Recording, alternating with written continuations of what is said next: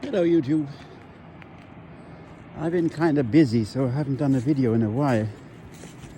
But we're just prepping the place for that cold snap that we're going to have. And I just got back from running with the dogs.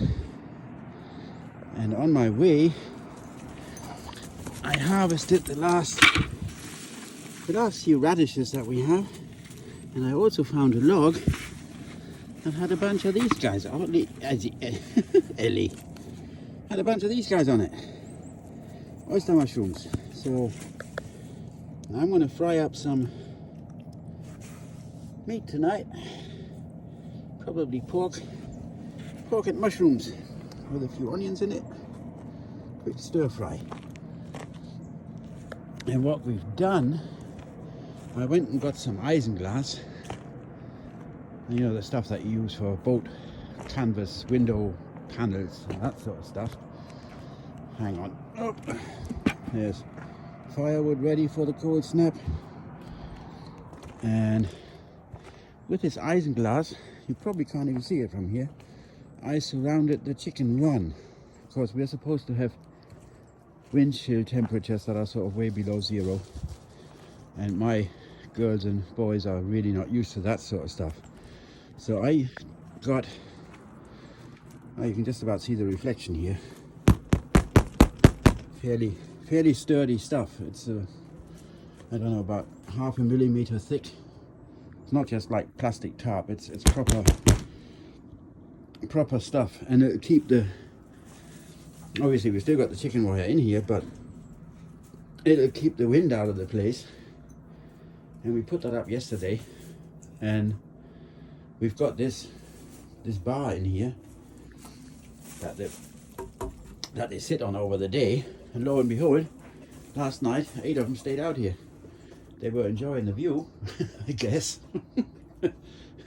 With no wind coming at them, I guess it's just as warm in here as it is in the actual coop. So yeah, they lined up 8 of them out of my 15 on that bar there, looking pretty all night. The 2 roosters as well. And another upside is the roosters, they sound a little bit muffled in the morning, so they don't right kick you out of bed.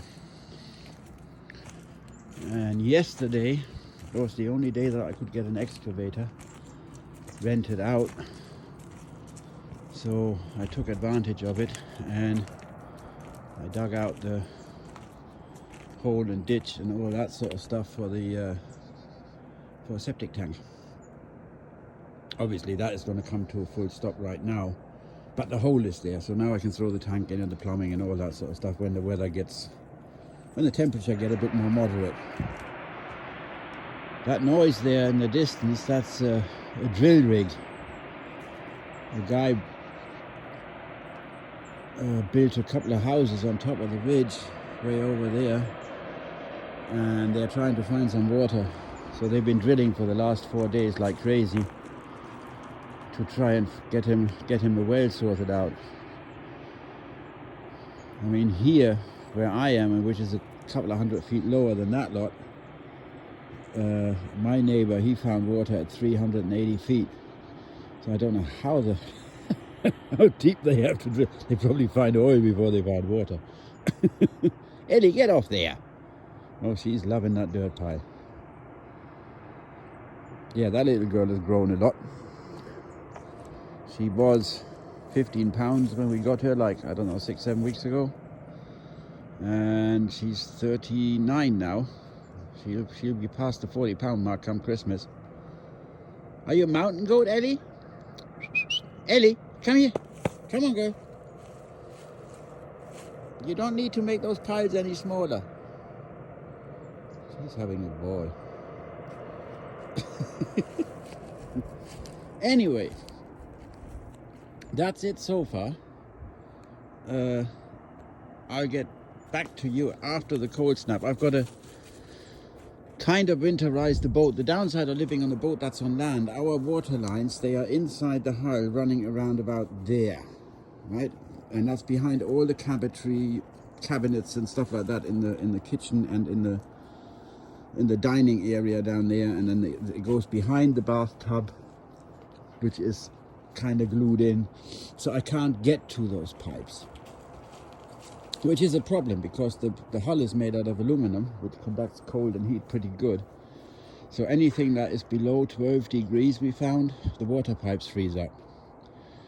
Now we're going to have single digits tonight, so I know they would freeze up, and they probably burst. At those temperatures, they probably are not long for this world. So what I'm going to do is I'm going to disconnect our water supply pump at the top.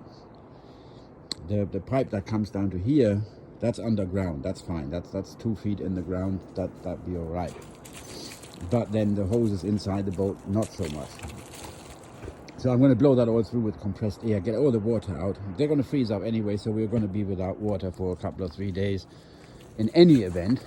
But this will just stop the pipes from bursting, and we'll fill up some jugs and stuff like we used to way back in the day, so that we have water to do the dishes and drinking and all that sort of good stuff. Yeah, so I think that's it for now. Can't think of anything else that we did around here. As I said, I was busy with other stuff, fixing boats. My day job, fixing boats and sailing them around for people and that sort of stuff. Got to pay the bills somehow, right? So we are gonna